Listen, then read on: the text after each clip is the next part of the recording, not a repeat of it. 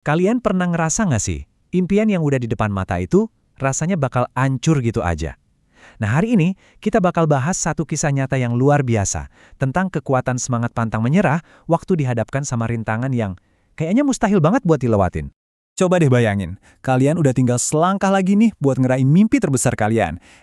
Tiba-tiba takdir punya rencana lain.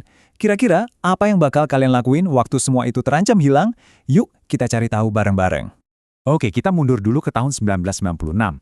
Ada seorang atlet sepeda namanya Lance Armstrong. Dia ini lagi di puncak-puncaknya, lagi jago-jagonya, dan udah siap banget buat menaklukkan dunia. Dan mimpinya? Jelas, Tour de France. Ini tuh bukan balapan biasa loh.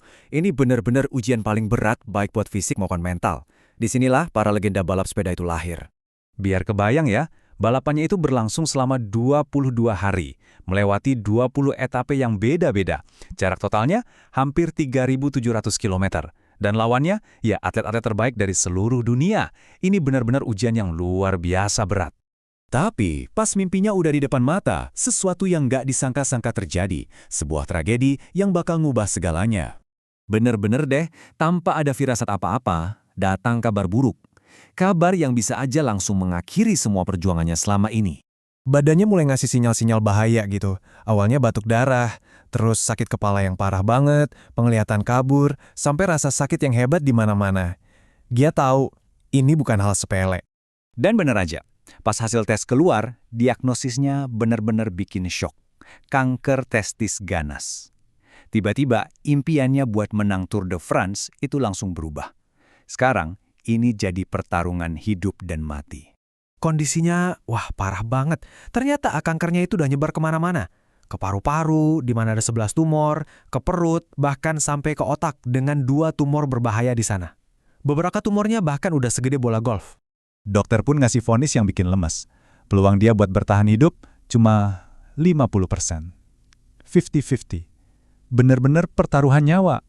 Nah, disinilah mental seorang juara itu diuji. Dikasih vonis yang kayak gitu, Armstrong nggak nyerah gitu aja. Nggak, dia milih buat melawan. Jadi bukannya putus asa, dia malah mengubah total cara pandangnya. Dia ngelihat kanker ini bukan sebagai akhir dari segalanya, tapi sebagai tantangan baru, lawan baru yang harus dia kalahkan, sama kayak pas dia lagi balapan sepeda. Dia nggak pakai lama, langsung ambil tindakan.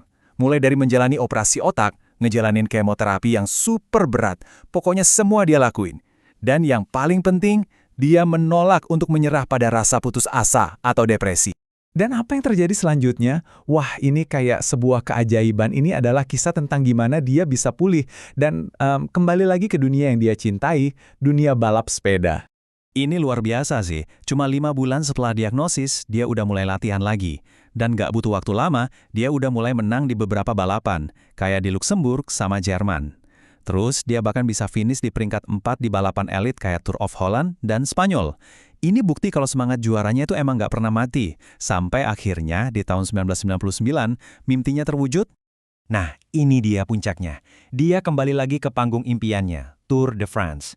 Tapi, dia balik bukan cuma buat jadi peserta, bukan cuma buat ikut-ikutan. Dia kembali untuk menang. Dan dia berhasil. Di tahun 1999, ngelawan semua rintangan yang ada, Lance Armstrong akhirnya jadi juara Tour de France. Mimpi yang dulu hampir aja terkubur, sekarang jadi kenyataan. Kemenangannya ini bukan kemenangan biasa, dia menang telak. Dia finish 7 menit 30 detik lebih cepat dari pesaing terdekatnya. Buat yang ngikutin balap sepeda, kalian pasti tahu, itu selisih waktu yang gede banget. Dan ceritanya nggak berhenti sampai di situ. Dia menang lagi di tahun 2000, menang lagi di tahun 2001, 3 tahun berturut-turut.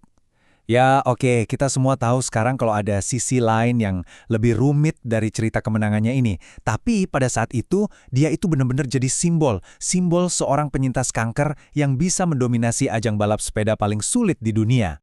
Oke, sekarang dari cerita tadi, apa sih pelajaran yang bisa kita ambil? Apa artinya buat kita? Buat perjuangan kita masing-masing?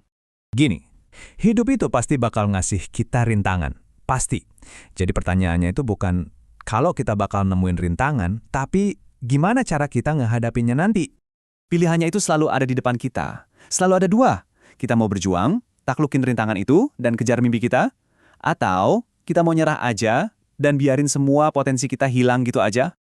Pada akhirnya, Pilihan itu ada di tangan kita masing-masing. Mau melawan atau mau menyerah? Keputusan itu sepenuhnya milik kita.